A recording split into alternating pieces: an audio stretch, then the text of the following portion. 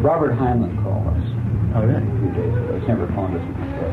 Tess met him at the band club. And he phoned us, and she thought it was an obscene phone call because he breathed heavily. Wow. And she started hanging up on him. Isn't that funny? Oh, my God. And we got to laughing about it afterward. And he's a very nice man, I guess, you know. He's a real gentleman, yeah.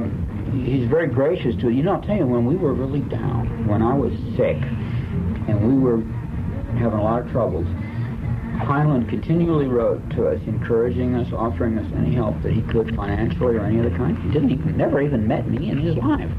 And Has he read your books? yes, he very carefully specified which ones he'd read and what he thought of them, and his letters were so considerate. And she said that when she met him, he was extraordinary. It's what you said, a true gentleman and truly considerate. And the fact that he showed, when he found out that I had had surgery and couldn't write, the concern that he showed. Of course, you can see why I would say that in a way. It reminded me of my old boss, wouldn't it? But he's that kind of person. Is that on? Yeah. That's on, and it's photographing you as you fill your bra with canned peaches. See, we're in the supermarket. Look at that picture, right? One of them cameras. But we hadn't written to him for a long time, and he called to see if we were okay. And I thought that was so neat of Heinlein to call to see if we were okay. That really is. And I had just written a dedication to him of a book, and it just sent it off. And so I read him the dedication, and it says something like, to Robert and Jenny Heinlein,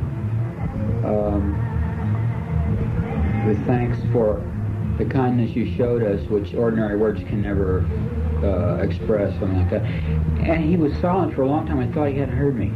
But he had, and he said, well, Philip, we did nothing at all but write to you. And I thought to myself, well, now there you go. You know, it's like Paul saying later on when he joined the congregation at Corinth, you know, gosh, all I did was write you them letters to the Corinthians. I just simply wrote you letters. I mean, what's that? But he wanted to help us financially. He said, I will help you out in any way I can. And for a man who's never met me and had met Tessa once at a banquet, and you know what he did at the banquet? She came home from the Nebula Awards, and when he found out who she was, he went to his car and brought in 4 books of mine and asked her if she'd take them home to me and have me autograph them. He wanted me to autograph them. And I thought, Heinlein wants me to autograph some books to him. And I thought, well, that's the last of the gentlemen in the world. You know, there goes the last gentleman. You know. Isn't that right, Christopher? And Heinlein was very upset when he learned our tomcat had died that we had. He's very fond of cats. And I kind of wish I hadn't told him. But the first thing he asked about me, that's how our cat was, and we had to tell him our cat died of cancer.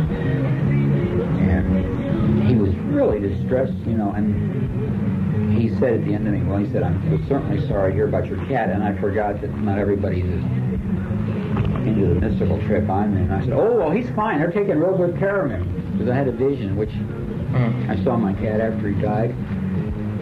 Only I didn't know it was my cat. I thought it was me. Now, you can reconstruct who this was. My cat has just died, see? And I have this dream. I found the most marvelous vacant lot. And there's tall grass over my head and tunnels to walk through. And a lady is feeding me out of a plate on the back porch of the house. And I can only see her feet and her stockings.